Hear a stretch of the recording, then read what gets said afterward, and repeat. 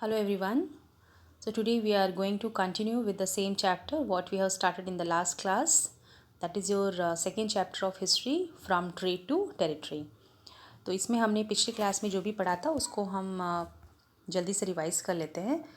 तो जैसे हमने पिछले क्लास में पढ़ा कि औरंगज़ेब जो कि एक आखिरी मुग़ल शासक था, तो इसकी डेथ होते ही जो आपके मुग़ल गवर्नर्स थे और ज़मींदार थे, इन्होंने जो है अपने रीजनल किंगडम्स बनाने शुरू कर दिए, जिसकी वजह से जो है दिल्ली में कोई भी सेंट्रल अथॉरिटी नहीं रह गई जो कि इनको कंट्रोल कर सके। ओके।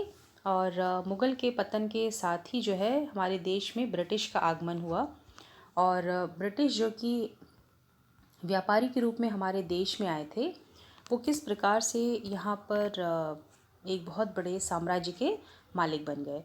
तो अब हमने देखा कि ईस्ट इंडिया कंपनी जो कि इंग्लैंड में बनी थी व्यापार करने के लिए, इसको इंग्लैंड की रानी क्वीन एलिजाबेथ फर्स्ट ने अधिकार दिया, gave them the sole right to trade with the east. यानी कोई भी दूसरी ट्रेडिंग ग्रुप जो इंग्लैंड में है वो जो है इसके साथ कॉम्पीट नहीं करेगी, ये अकेले जो है ट्रेडिंग कर सकते हैं। ठीक है। तो इसके बाद जो है ये अपनी शिप लेके निकल पड़े और ये लोगों का क्या लक्ष्य था कि किसी भी लैंड एरिया में जाके जो भी देश हमको मिलता है वहाँ पे हमको जो भी चीज़ें हैं, जो भी गुड्स हैं, उसको चीप प्राइस में लेकर और यूरोप में लाके उसको हायर प्राइस में बेचना है। तो इसके बाद जिस प्रकार से कि एलिजाबेथ के चार्टर ने तो इनको फ्री कर दिया था, free of competition, but what about the other European countries? So there came many other European countries like Portuguese, the Dutch, the French. Okay. तो ये सब जो है पहले से ही आके जो है इंडिया में पहले से ही आ चुके थे, इन्होंने अपना बेस वहाँ पे बना रखा था। तो जब इतनी सारी यूरोपियन कंट्रीज़ के साथ ब्रिटिश का सामना हुआ तो उनको ये समझ में आया कि अब हमको जो है इनके साथ एक कंपटीशन को फेस करना पड़ेगा। ऑफ कोर्स बहुत ही टफ कंपटीशन होगा, क्योंकि जितनी भी चीज़ें हैं, ठीक है, जिसका हमको व्यापार करना है वो लगभग एक ही हैं। ठीक है। तो इस दौरान जो है जब इन्होंने देखा कि हमारे बीच में अब कंपटीशन बढ़ेगा, तो इन्होंने एक दूसरे को हराने के लिए, चूँकि मुनाफा नहीं हो पा रहा था, क्योंकि कंपटीशन जब बढ़ता है तो चीज़ों का जो दाम है, उसकी जो प्राइसेस हैं, वो क्या होता है, वो हाई हो जाती हैं। तो हाई होने से क्या हुआ कि इन लोगों को प्रॉफिट मिलना बंद हो गया, क्योंकि भाई जब चीज़ें महंगी होगी तो लोग उनको कम खरीदेंगे। तो अब इन्होंने एक रास्ता निकाला कि हम लोग एक दूसरे को किस प्रकार से हरा सकते हैं। तो इसमें इन लोगों ने एक दूसरे की शिप को डुबाना और एक दूसरे की सप्लाईज़ को ख़राब करना शुरू कर दिया। और धीरे धीरे ये जब चीज़ें बढ़ने लगीं तो फिर इन लोगों के बीच में एक आर्म्स का यूज़ शुरू हो गया। ठीक है। इन लोगों ने हथियार का इस्तेमाल और फोर्टिफिकेशंस वगैरह करना शुरू किया और धीरे धीरे फिर वहाँ के जो लोकल रूलर्स थे इनके साथ भी इनके संबंध खराब हो गए। तो इसमें पहला हमने केस देखा बंगाल का। तो बंगाल की हुगली रिवर के किनारे पर इन्होंने जो है अपनी पहली इंग्लिश फैक्ट्री इस्टेब्लिश की थी 1651 में। और यहाँ पे जो ट्रेडर्स थे, जिनको कि फैक्टर्स कहा जाता था, वे यहीं से काम करते थे। प्लस यहाँ पे इनका वेयर हाउस था जहाँ पे ये सामान स्टोर करके रखते थे। इन लोगों का ऑफिस यहीं पर था। ठीक है। मतलब पूरी तरीके से लोग यहाँ पे सेटल थे। अब धीरे धीरे यहाँ पे बाकी जो आपके मर्चेंट ट्रेडर थे वे भी आना शुरू हो गए। और 1696 में इन्होंने क्या किया, यहाँ पे अपने सेटलमेंट के आसपास इन्होंने बहुत बड़ा किला बना लिया और मुग़ल ऑफिशियल्स को इन्होंने घूस दे के जो है 3 गांव की ज़मींदारी ले ली, इसमें से एक जो आपका कलकत्ता भी था। ठीक है। अब यहाँ के जो मुग़ल एम्परर औरंगज़ेब थे, इन्होंने इनको फरमान जारी कर दिया कि आप जो है यहाँ पे ड्यूटी फ्री ट्रेड कर सकते हैं, मतलब आपको रेवेन्यू नहीं देना पड़ेगा, आप यहाँ पे अपना व्यापार कर लीजिए। ठीक है। लेकिन इसके बाद जो है कंपनी ने ये कहा कि जिस चूँकि इनका लालच बढ़ गया था, तो इन्होंने कहा कि हमको और भी ज़्यादा कंसेशंस चाहिए। कंसेशंस मतलब जैसे कोई चीज़ मान लीजिए 200 रुपये में है, तो आप ये कहते हैं भाई मान लीजिए हमको 200 रुपये में नहीं दीजिए, 150 में दे दीजिए, 10-20 रुपये ही कम कर दीजिए। यानी वो दाम जो बाकी लोगों के लिए, आपको उससे कुछ थोड़ा कम में देना। तो ये लोग जो है और भी ज़्यादा डिमांड करने लगे कंसेशन की। ठीक। अब ये जो इनको ड्यूटी फ्री ट्रेड का राइट मिला था, तो इनके कुछ प्राइवेट ट्रेड भी थे। ठीक है। तो अब प्राइवेट ट्रेड के ऊपर तो आपको रेवेन्यू देना पड़ेगा ना, लेकिन वो भी इन्होंने क्या किया, उसकी चोरी करनी शुरू कर दी, जिससे कि बंगाल के जो है शाही खजाने में जो है कमी आने लगी, उनको रेवेन्यू का लॉस होने लग गया। तो जो बंगाल के नवाब थे मुर्शीद कुली खां, वे जो है वो इससे भड़क गए। ठीक है। अब इसके बाद जब हम देखते हैं कि अब हमको आगे के टॉपिक में पढ़ना है how trade led to battles. ठीक है। यानी किस प्रकार से आपका व्यापार जो है वो एक युद्ध में बदलता चला गया। ठीक है। तो यहाँ तक आई होप आपको चीज़ें समझ में आई होंगी। So now let us start with the new topic. So how trade led to battles? So through the early 18th century, the conflict between the company and the Nawabs of Bengal intensified. Okay, तो 18वीं शताब्दी की शुरुआत तक आते आते जो है ये ब्रिटिश की कंपनी में और जो नवाब थे बंगाल के, उनके बीच में रिलेशंस बहुत ज़्यादा टेंस होने लग गए, क्योंकि औरंगज़ेब जब उसकी मृत्यु हो गई तो आपने जैसा कि अभी पढ़ा था कि छोटे मोटे आपके वहाँ के रीजनल पावर्स थे, सूबेदार्स थे और जो बड़े बड़े ज़मींदार थे, इसके अलावा फिर जो वो अपने पावर को असर्ट करने लगे, अथॉरिटी को इस्टेब्लिश करने लगे, और फिर जो बंगाल के नवाब थे, ठीक है, वो भी अपनी ऑटोनॉमी और पावर को स्ट्रेंथन करने लग गए। यानी सब लोग अपना अपना एक एकाधिकार कायम कर रहे थे, आज़ाद होना चाह रहे थे। तो अभी इसमें जो बंगाल की हम बात करें तो जैसे आपके मुर्शीद कुली खान, तो यहाँ पे जो नवाब बने, मुर्शीद कुली खान के बाद फिर अलीवर्दी खान आए, अलीवर्दी खान के बाद जो सिराजुद्दौला आए, ये सब नवाब बने बंगाल के। तो ये सब जो है अपने आप में एक स्ट्रॉन्ग रूलर थे, ठीक है, ये सब शक्तिशाली रूलर्स थे। तो ये जो है ये थोड़े से इन्होंने ब्रिटिश की जो मांगे थी ना कि आप हमको बहुत ज़्यादा कंसेशन दीजिए, आप हमारा ड्यूटी फ्री ट्रेड कर दीजिए, इसके लिए इन लोगों ने क्या किया, रेफ्यूज़ कर दिया, ठीक है। So they refused to grant the company concessions, demanded large tributes for the company's right to trade, denied it any right to mint coins and stopped it from extending its fortifications। यानी ये इतने इन्होंने चीज़ों के लिए मनाही कर दी। क्या क्या था, इन्होंने पहले तो ये कहा कि आप जो है अब हम कोई भी कंसेशन नहीं देंगे किसी चीज़ में, और आपको कोई भी व्यापार करना है तो उसके लिए आपको एक ह्यूज अमाउंट हमको पे करनी होगी, और आप जो कोई भी सिक्के नहीं मिंट कर सकते। सिक्के मिंट करने का मतलब ये होता है जैसे अगर किसी राज्य का कोई राजा है तो वहाँ के रूलर को अधिकार होता है कि वहाँ के सिक्के ढाल सके और उस पर जो स्टैंपिंग कर सके अपनी राज्य की, मुहर लगा सके, ठीक है। तो इन्हें कहा कि आप जो है कॉइन नहीं मिंट कर सकते, क्योंकि ये जो है वहाँ के रूलर का अधिकार है, आपका अधिकार नहीं हो सकता है, क्योंकि आप यहाँ के रूलर है नहीं, और आप अपनी जो ये किले बना रहे हैं आप इसको बंद कीजिए, ठीक है।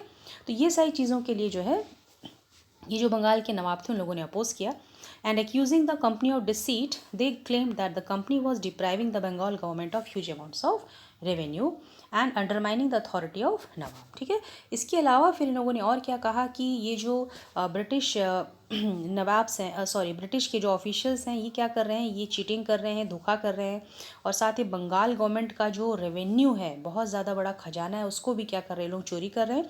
और ये जो नवाब्स की एक अथॉरिटी होती है, हमारा जो शासन है, ठीक है, इसको लोग मानने से इनकार कर रहे हैं। Okay, so it was refusing to pay taxes, ठीक। और ये लोग क्या कर रहे हैं, कह रहे हैं कि हम लोग क्या करेंगे, टैक्स नहीं पे करेंगे, plus they are writing disrespectful letters and trying to humiliate the nawab and his officials.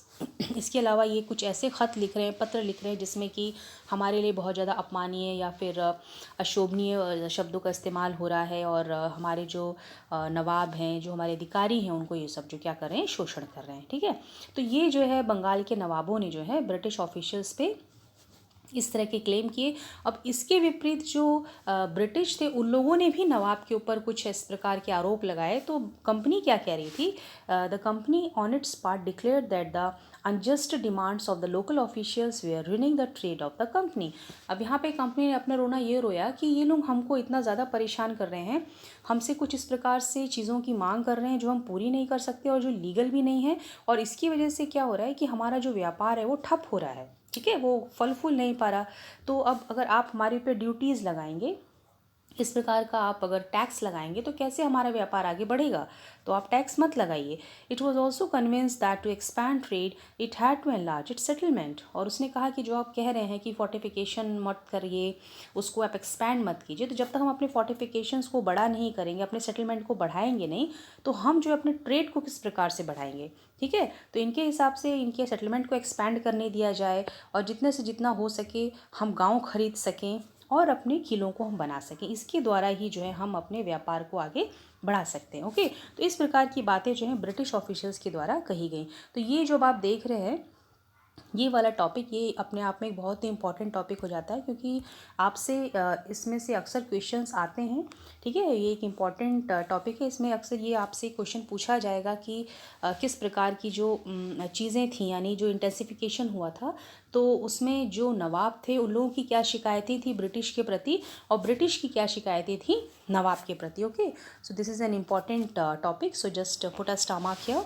तो जैसे कि हमने अभी देखा यहाँ पे जो आपके नवाब्स थे वो क्या उन्होंने क्या किया था, मतलब इन्होंने इनकी नाक में नकेल कसा, यानी इनकी जो एक्टिविटीज़ थी उसको रोकने की कोशिश की, विरोध किया। तो उस विरोध में इन्होंने इनको कंसेशन देना मना कर दिया और कहा कि जो आप कंपनी के राइट हैं, मतलब ट्रेड करने के, उस पर आपको बड़े बड़े ट्रिब्यूट देने पड़ेंगे ना, पैसा देना पड़ेगा, और आप सिक्के नहीं ढाल सकते, कॉइन मिंट नहीं कर सकते, और अपनी फोर्टिफिकेशन एक्सटेंड करना बंद कर दीजिए आप, और आप हमारे रेवेन्यू की चोरी कर रहे हैं, आप हमारी अथॉरिटी को मान नहीं रहे हैं, आप हमें टैक्स नहीं पे कर रहे हैं, आप हमारे लिए डिसरेस्पेक्टफुल लेटर लिख रहे हैं, आप हमारी बातों को जो है ना मानकर हमारे ऑफिशियल्स को ह्यूमिलेट कर रहे हैं, ठीक है। और आपके जो ब्रिटिश थे उन्होंने किस बात की, इस तरह की बातें कही कि भाई आप जो हमको इस प्रकार से हमारे ऊपर ट्रेड के ऊपर जो ड्यूटीज़ लगा रहे हैं, रेवेन्यू हमसे ले रहे हैं, इससे क्या हो रहा है कि हमारा ड्यूटीज़ अगर आप रिमूव नहीं करेंगे तो हमारा ट्रेड जो है वो फल फूल नहीं पाएगा,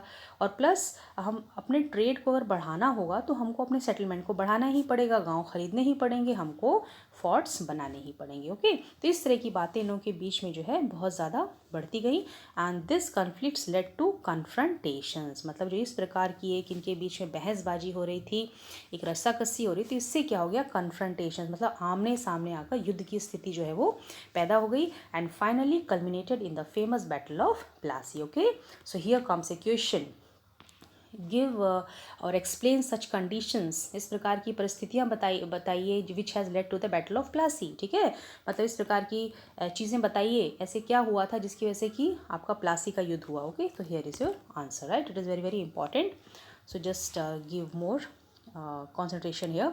so now next is your battle of Plassey, ठीक है। तो अभी हमने देखा कि ऐसी कौन सी स्थितियाँ थी जिसकी वजह से कि आपका प्लासी का युद्ध हुआ। अब ये प्लासी का युद्ध था क्या, इसको हम लोग देख लेते हैं। So now here when your Alivardi Khan died in 1756, ठीक है। तो हमने पहले देखा था भाई आपके जो बंगाल के नवाब थे मुर्शीद कुली खां, उसके बाद आपके अलीवर्दी खान आए, और अलीवर्दी खान की मृत्यु जब 1756 में हो गई, उसके बाद आपके नवाब बने सिराजुद्दौला, ठीक। सो the company was worried about the his power and knee on a puppet ruler who would willingly give trade concessions and other privileges, ठीक है। अब जब सिराजुद्दौला आपके नवाब बने तो थोड़ा सा कंपनी को चिंता हुई, और चिंता इस बात की हुई क्योंकि सिराजुद्दौला थोड़े से अलग मिजाज के नवाब थे, और जो ब्रिटिश थे उनको एक्चुअली ऐसा नवाब चाहिए था जो कि कठपुतली हो उनके हाथ में, ठीक है, एक कठपुतली रूलर जो कि हर उनकी बात माने, उनको उनके हिसाब से कंसेशंस दे, और उनको जो भी सुविधाएं चाहिए वो सब उनको दे। So it tried through without success, so it tried though without success to help one of सिराजुद्दौला's rivals become the नवाब, ठीक है। तो अब ये चूंकि सिराजुद्दौला को जानते थे कि वो जो है किस प्रकार के नवाब हैं, तो वो चाह रहे थे कि इनके विरोध में कोई ऐसा आदमी हो जो कि नवाब बना दिया जाए, लेकिन ऐसा वो कर नहीं पाए। So an infuriated Sirajuddaula asked the company to stop meddling in the political affairs of his domain, stop fortification, pay the revenues, ठीक है। तो अभी सिराजुद्दौला ने जब देखा कि ब्रिटिश ऑफिशियल्स यहाँ पे कुछ पॉलिटिकल गेम खेल रहे हैं, तो इसने भी जो है उनको एक प्रकार से वार्निंग दिया कि आप जो है हमारे राजनीतिक अफेयर्स में आप टांग मत अड़ाइए, और आप जो है किले बनाना बंद कीजिए, और आप हमको रेवेन्यू पे कीजिए, हमारा टैक्स आप हमको दीजिए। So after negotiations failed, the nawab marched with 30,000 soldiers to the English factory at Kasimbazar, ठीक है। तो जब बातचीत आपस में फेल हो गई, उसका कोई नतीजा नहीं निकला, ठीक है, तो फिर ये जो आपके सिराजुद्दौला थे वो 30,000 सैनिक लेके इंग्लिश फैक्ट्री थी कासिम बाज़ार पे, वहाँ पे गए, इन्होंने वहाँ पे हमला किया, वहाँ के कंपनी ऑफिशियल्स को इन्होंने पकड़ लिया, जो उनका वेयर हाउस था जहाँ पे उनका सामान स्टोर था उस पर ताला मार दिया, and disarmed all English man, जितने भी वहाँ पे ब्रिटिश थे उनके हथियार छीन लिए, एंड ब्लॉकेड इंग्लिश शिप्स, और जो इंग्लिश शिप्स खड़ी थी जिसमें सामान लदा था उसके रास्ते इसने रोक दिए। Then he march to Calcutta to establish control over the company's fort there, ठीक है। जब इन्होंने यहाँ पे कासिम बाज़ार में पूरी तरीके से कंट्रोल कर लिया, तब उसके बाद ये बढ़ गए कलकत्ता की तरफ, क्योंकि कलकत्ता में भी इनका फोर्ट था, ठीक है, तो वहाँ ये आगे बढ़ गए।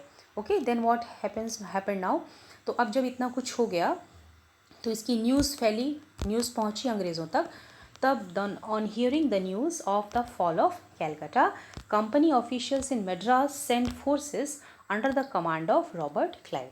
ओके, तो अभी इतना कुछ होने के बाद जब इनको पता लगा कि कलकत्ता में इस तरह की चीज़ें हो गई हैं, तब जो है कंपनी ऑफिशियल्स जो कि मद्रास में थे उन्होंने जो है बंगाल के जो गवर्नर जनरल थे रॉबर्ट क्लाइव, उनके अंडर में जो है फोर्सेस भेजी, okay, reinforced by naval fleets, इसके साथ इन्होंने समंदर के रास्ते भी अपने जो है शिप्स भेजे, ठीक है, ताकि वो इस चीज़ को फेस कर सकें. So prolonged negotiations with the Nawab followed. Finally in 1757 Robert Clive led the company's army against Sirajuddaula at Plassey. ठीक है, अब इस प्रकार की चीज़ें होने के बाद जब बात कुछ बनी नहीं, ठीक है, तो फिर 1757 में जो है रॉबर्ट क्लाइव और सिराजुद्दौला के बीच में प्लासी का युद्ध हुआ. ओके, सो अब इस युद्ध में जो है सिराजुद्दौला की हार हो गई. ठीक, तो अब सिराजुद्दौला के हारने का कारण बना आपका मीर जाफ़र. अब मीर जाफ़र कौन था? मीर जाफ़र जो है वो इनकी ही मिलिट्री में जो है एक कमांडर था, यानी इन्हीं का एक सैनिक था वो. इनफैक्ट वो कमांडर की पोस्ट पे था, लेकिन उसने क्या किया, इनके साथ धोखा किया, गद्दारी की, और उसने जो युद्ध एक्चुअली लड़ा ही नहीं. ठीक है, जिसकी वजह से क्या हो गया, आपका जो सिराजुद्दौला था वो बेचारा मारा गया.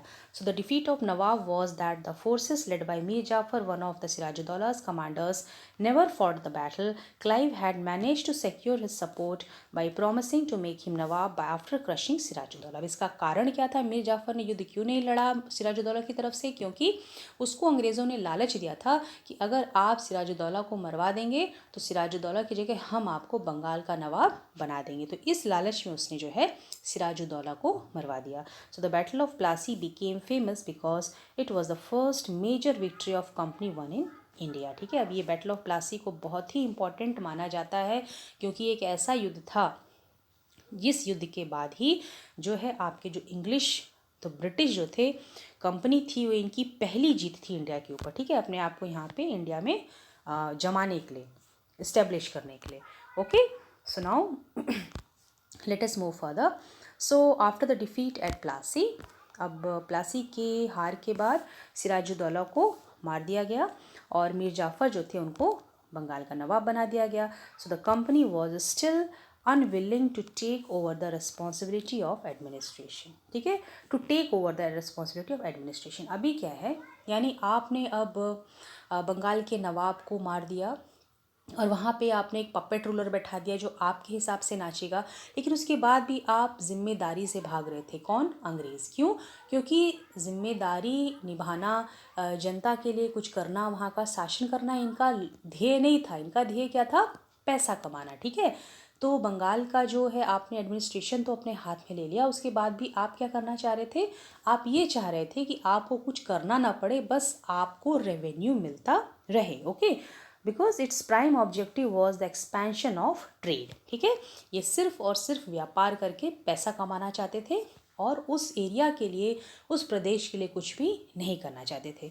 So if this could excuse me could be done without conquest through the help of local rulers who were willing to grant privileges, then territories need not be taken over directly. ठीक है, अभी क्या था इसमें, क्या कह रहे हैं, if this could be done without conquest, मतलब अगर ऐसा हो जाए बिना लड़ाई झगड़े के, बिना युद्ध किए, और यहाँ के लोकल रूलर्स हमारी हेल्प कर दें और वो जो है हमको जो है प्रिविलेजेस भी दें, ठीक, तो फिर जो है टेरिटरीज़ को डायरेक्टली हमको कंट्रोल करने की क्या ज़रूरत है. मतलब क्या ज़रूरत है कि हम जाके उस पर जो है शासन का काम देखें, यानी हमारा सारा काम भी होता रहे, हम वहाँ के शासक बने भी रहे और हमारी जेबें भरती रहें. ठीक है, so soon the company discovered that this was rather difficult. लेकिन ये जो कंपनी चाह रही थी वो इतना आसान नहीं था, ये बहुत मुश्किल था.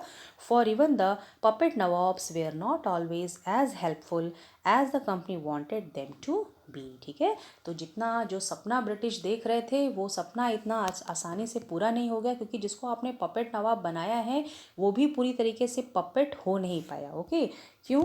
तो देखिए अभी इसमें, after all they had to maintain a basic appearance of dignity and sovereignty if they wanted respect from their subjects. ठीक है, अभी सीधे सीधे ये खेल नहीं खेल सकते, क्योंकि भाई वो समाज में लोगों के आगे अपना एक सम्मान बना के रखना चाहते थे.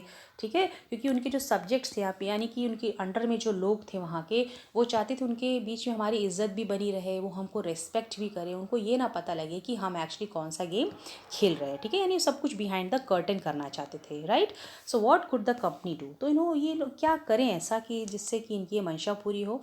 सो when Mir Jafar protested the company disposed him and installed Mir Kasim in this place. ठीक है, अभी मीर जाफ़र को इन्होंने नवाब बना दिया, लेकिन जब उसने इनके मुताबिक काम नहीं किया तो उसको इन्होंने गद्दी से उतार के फिर मीर कासिम को उसकी जगह पे नवाब जो है बंगाल का बना दिया।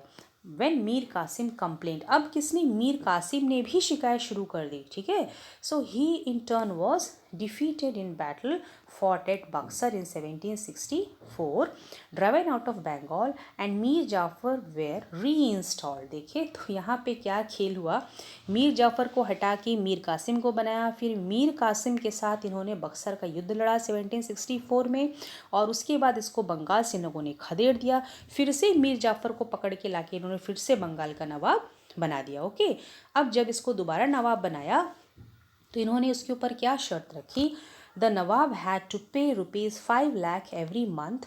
ठीक, but the company wanted more money to finance its war and meet the demands of trade and its other expenses. ठीक है, एक जो लालची व्यक्ति होता है उसका लालच कभी भी अंत नहीं होता है। ठीक है, तो यहाँ पे इन्होंने 5 लाख रुपए की मांग की, जो कि मीर जाफ़र को बतौर नवाब इनको हर महीने देना था, लेकिन उसके बाद भी इनकी भूख शांत नहीं हो रही थी, क्योंकि इनकी ज़रूरतें बहुत ज़्यादा थी, क्योंकि उनको इतना पैसा चाहिए था जिससे वो अपनी लड़ाइयाँ लड़ सकें। ठीक है, अगर लड़ाई नहीं लड़ते तो भाई ये किस प्रकार से इंडियन टेरिटरीज़ को कन्केस्ट करते, कैसे उसको बढ़ाते। ठीक है, क्योंकि इनको पूरा इंडिया जीतना था, उस पर शासन करना था, तो उसके लिए युद्ध लड़ना ज़रूरी था, उसके लिए चाहिए था पैसा।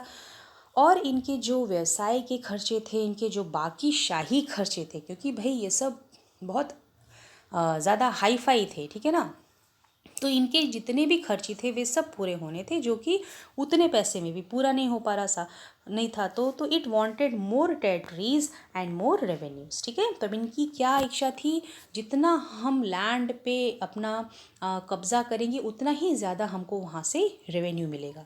सो by the time Mir Jafar died in 1765 the mood of the company had changed. अब समय के साथ जो है 1765 में जब मीर जाफ़र की मृत्यु हो गई तो कंपनी का थोड़ा सा मन बदल गया। ओके, सो नाउ अब इन्होंने क्या दिमाग लगाया, having failed to work with puppet nawabs.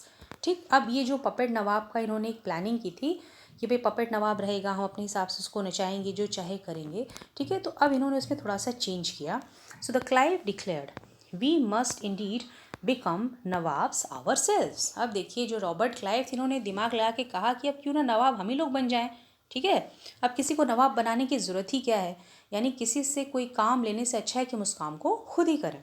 So finally in 1765 the Mughal emperor appointed the company as the दीवान। अब देखिए 1765 में उस टाइम शाह आलम शासन करते थे, तो शाह आलम जो कि मुग़ल एम्परर थे उस टाइम, उन्होंने कंपनी को बंगाल के दीवानी के अधिकार दे दिए। दीवानी के राइट्स का मतलब ये होता है कि अब आप वहाँ का एडमिनिस्ट्रेशन का भी काम देखिए, आप वहाँ से रेवेन्यू भी जनरेट कीजिए, यानी एक बहुत बड़ी बात थी अंग्रेज़ों के लिए।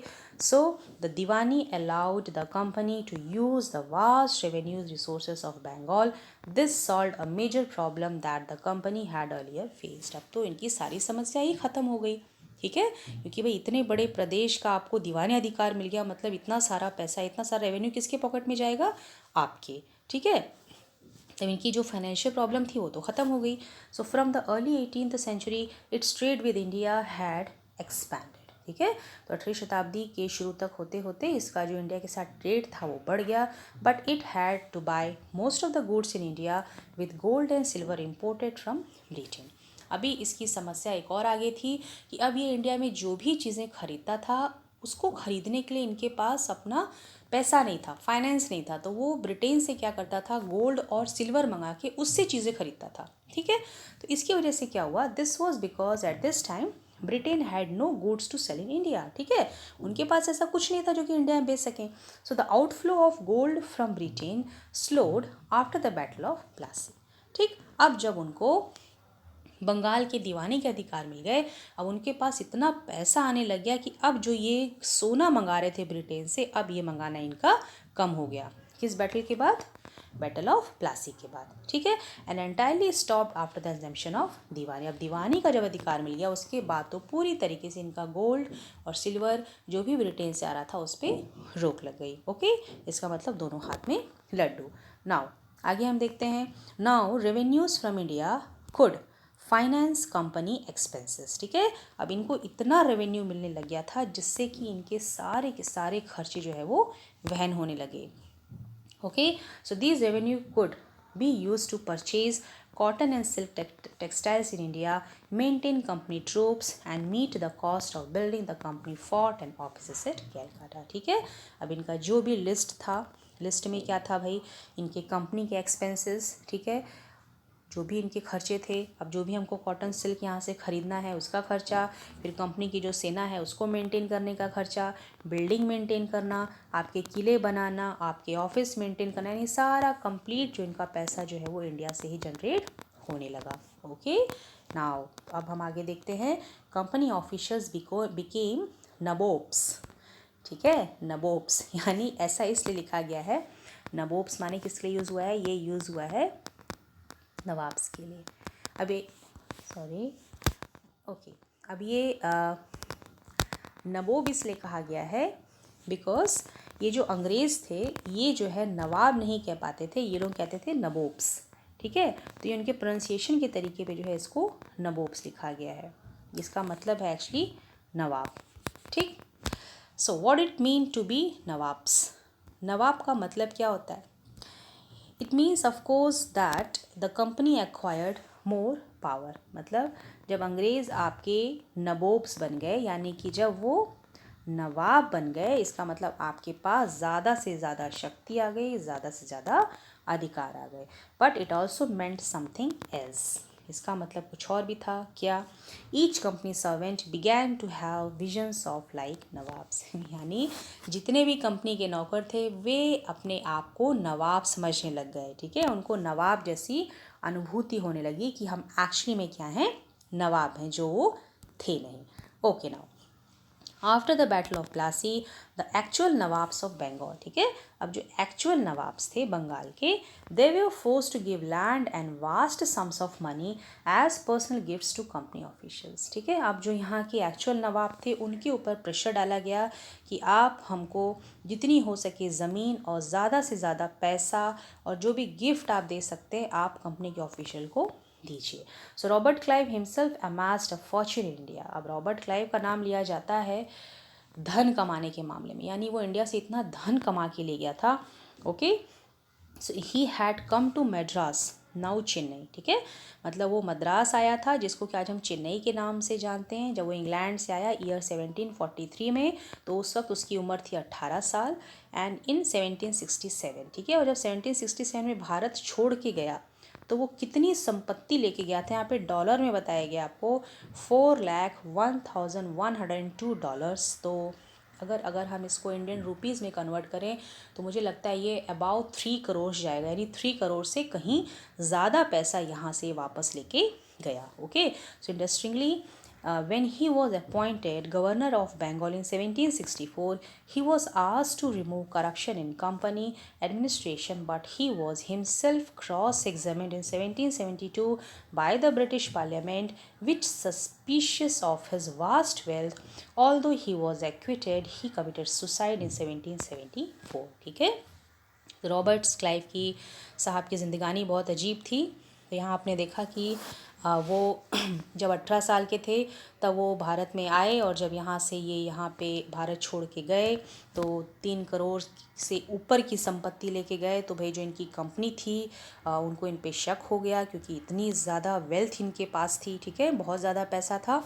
तो 1772 में इनके ऊपर मुकदमा दायर किया गया, इन पे जो है केस चला, और उसके बाद इनको जो है उसमें पाया गया कि ये दोषी हैं, और एट लास्ट 1774 में इन्होंने आत्महत्या कर ली, right. So now however not all company officials succeeded in making money like Clive, लेकिन सब लोग क्लाइव की तरह भाई इतने ज़्यादा भाग्यशाली नहीं थे पैसा कमाने में। So many died an early death in India due to disease and war, and it would not be right to regard all of them as corrupt and disorders. तो इसमें से बहुत से ऐसे थे जो कि बहुत जल्दी मर गए, कुछ तो बीमारी से मर गए, कुछ लड़ाइयों में मारे गए, और हम सबको भी जो है क्लाइव की तरह करप्ट और डिसऑनेस्ट नहीं मान सकते हैं, ठीक है, क्योंकि सब लोग एक जैसे नहीं होते हैं। और many of them came from humble backgrounds and their uppermost desire was to earn enough in India, return to Britain and led a comfortable life. ठीक है, तो सब इनकी तरह इस प्रकार से बैकग्राउंड के नहीं थे, लेकिन बहुत से लोग थे जो कि बहुत अच्छे नेचर के थे। ठीक है, वो अच्छे पारिवारिक बैकग्राउंड से आए थे, लेकिन उनका जो एक डिज़ायर था, जो सबसे बड़ी इच्छा थी, वो यही थी कि ज़्यादा से ज़्यादा हम इंडिया में कमा सकें, इतना कमा लें ताकि जब हम ब्रिटेन वापस जाएँ तो वहाँ पे हम आराम से अपनी ज़िंदगी बसर कर सकें। यानी जो भी इंडिया आया वो यहाँ पे धन कमाने की मंशा से आया।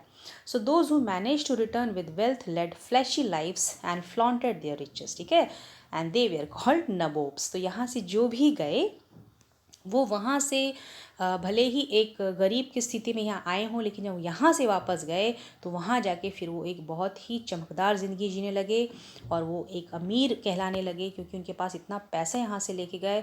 और वो वहाँ पे अपने आप को क्या कह के संबोधित करते थे? नबोब्स। ठीक है, an anglicised version of the Indian word nawab. ठीक, so now they were often seen as upstarts and social climbers in British society and were ridiculed or made fun of in plays and cartoons। देखिए अब यहाँ पे मज़े की बात यह है कि यहाँ पे क्या कह रहा है? they were often seen as upstarts and social climbers in British society। ठीक, तो यहाँ पे जो है ब्रिटिश समाज में जो है उनको एक ऐसे नज़रिए से देखा गया जो कि सोशली जो है बढ़कर जो है सीढ़ी चढ़ के ऊपर आए हैं, और उनका मजाक बनाया जाता था कार्टून्स में और प्लेज में। Okay, so your this much we have completed. और आगे आपका जो टॉपिक है वो है आपका कंपनी रूल एक्सपैंड्स। तो इसको हम लोग अगले क्लास में पूरा करेंगे। तो आज हमने जो पढ़ा है उसको हम थोड़ा सा रिवाइज कर लेते हैं। ओके, तो अभी तक हमने जो देखा है, तो हाँ एक चीज़ हमारी जो छूट गई है, इसमें आपका जो एक छोटा सा मैप दे रखा है। ठीक, ये जो आपका अराइवल है यूरोपियन कंट्रीज़ का। ठीक है, यानी आपका, आप इसको ज़रा सा जूम करेंगे तो ये जो ब्रिटिश आइलैंड है, ठीक, आप यहाँ से ये रूट बता रखा है, सी रूट आपको, कि किस तरह से रूट से होके जो है यूरोपियन कंट्रीज़ जो है इंडिया पहुँचे थे। ठीक, ये देखिए, आप देख सकते हैं यहाँ पे, यस जस्ट ये, तो यहाँ पे आप देखेंगे ये आपका ब्रिटिश आइलैंड है। ठीक है, इंग्लैंड है। तो ये जो सी रूट था आपका, यहाँ से हो के जो है ये लोग यहाँ आए, और ये जो सेंट हेलेना करके इधर पे एक आइलैंड था, इस पर भी इन लोगों ने अपना अधिकार किया। फिर यहाँ पे ये वेस्टर्न, ये यहाँ सदर्न मोस्ट टिप पे आए। ठीक, इसको जो केप ऑफ गुड होप हमने पढ़ा था। ठीक, यहाँ से होते हुए फिर इंडियन ओशन क्रॉस करके ये लोग आपका जैसे आपका मद्रास हो गया, फिर बॉम्बे हो गया, फिर आपका कलकत्ता हो गया, यहाँ पे ये सब जो है पहुँचे। ठीक, कैंटन हो गया। ठीक, अब यहाँ से जब आते थे तो जब गुड्स वगैरह परचेज करते थे फिर वापस जाते थे इसी रास्ते से होते हुए, और फिर यहाँ पे ये अपने देश में पहुँचते थे। ओके, तो ये बस आपको रूट समझाने के लिए दिया हुआ है, राइट। तो अभी हमने जो भी पढ़ा आपका, उसको हम लोग थोड़ा समराइज़ करते हैं। ओके, तो एकदम जल्दी जल्दी हम लोग देखेंगे। औरंगज़ेब की मृत्यु के पश्चात जो है, जो आपके रीजनल किंगडम्स थे वो आपके एमर्ज होने लगे, और जो सूबेदार थे और आपके जो ज़मींदार थे उन्होंने अपने छोटे छोटे साम्राज्य कायम कर लिए। और ब्रिटिश के आने के साथ ही जो है चीज़ें थोड़ी सी बदल गई, क्योंकि उन्होंने क्या किया, एक छोटे से व्यापारी बन के आने के साथ यहाँ पे एक बहुत बड़े वास्ट एम्पायर के मालिक बन चुके थे। और 1600 में ईस्ट इंडिया कंपनी जो है भारत आई, क्योंकि क्वीन एलिजाबेथ ने उनको सोल चार्टर अधिकार दिया था, जिससे कि कोई भी इंग्लैंड की कंपनी उनके साथ कंपटीशन नहीं कर सकती थी। और वो जो है केप ऑफ गुड होप होते हुए, उस रास्ते से होते हुए इंडियन ओशन को क्रॉस करके वो लोग जब इंडिया पहुँचे, उन्होंने यहाँ पे बहुत सारी यूरोपियन कंट्रीज़ को देखा जो ऑलरेडी यहाँ पे कुछ थी और कुछ जो है उनके पीछे से आई।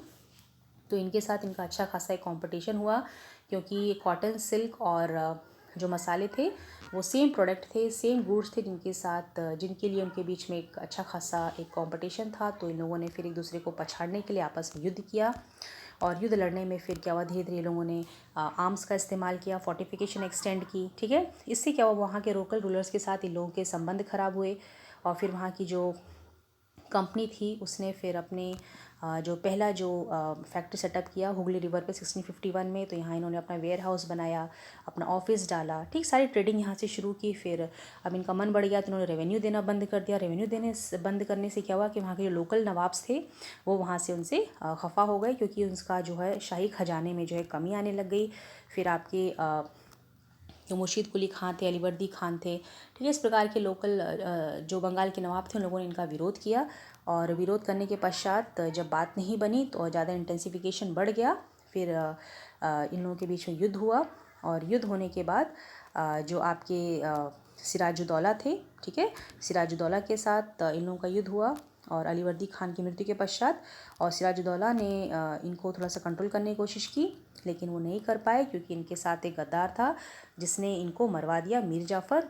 और बैटल ऑफ प्लासी में सिराजुद्दौला की मृत्यु के उपरांत जो है मीर जाफ़र को इन्होंने नवाब बना दिया बंगाल का, और चाहा कि वो पपेट की तरह इसको इससे अपनी मनमानी कर सकें। लेकिन उसके बाद जब बात नहीं बनी, इन्होंने मीर जाफ़र को हटा के फिर यहाँ पे मीर कासिम को बनाया। लेकिन मीर कासिम के साथ इनके साथ बक्सर का युद्ध हुआ, और बक्सर युद्ध में फिर उन्होंने मीर कासिम को खदेड़ दिया। फिर दोबारा इन लोगों ने मीर जाफ़र को बनाया, लेकिन मीर जाफ़र की मृत्यु के उपरांत जो है ना, जो कंपनी थी उसको लगा कि नवाब वाला आइडिया अच्छा नहीं है, क्यों ना हम खुद ही नवाब बन जाएं, ठीक है। इसके दौरान फिर 1765 में जो मुग़ल एम्परर थे शाह आलम, उन्होंने जो है कंपनी को दीवानी के अधिकार दे दिए बंगाल के। तो उससे इनकी सारी प्रॉब्लम हल हो गई, यानी उनके जो भी एक्सपेंसेस थे, ठीक है, वो सारे पूरे होने लग गए। प्लस जो भी उनका गोल्ड और सिल्वर का आउटफ्लो था ब्रिटेन से, वो रुक गया, क्योंकि उनका रेवेन्यू इतना ज़्यादा मिलने लग गया कि भाई उनका जो भी कंपनी को मेंटेन करना या फिर फोर्टिफिकेशन बनाए, युद्ध लड़ना, ठीक है, तमाम चीज़ें जो है वो इनकी पूरी होने लग गई। और फिर जब ये लोग नबोब्स बन गए, ठीक है, नबोब्स बनने के बाद जो है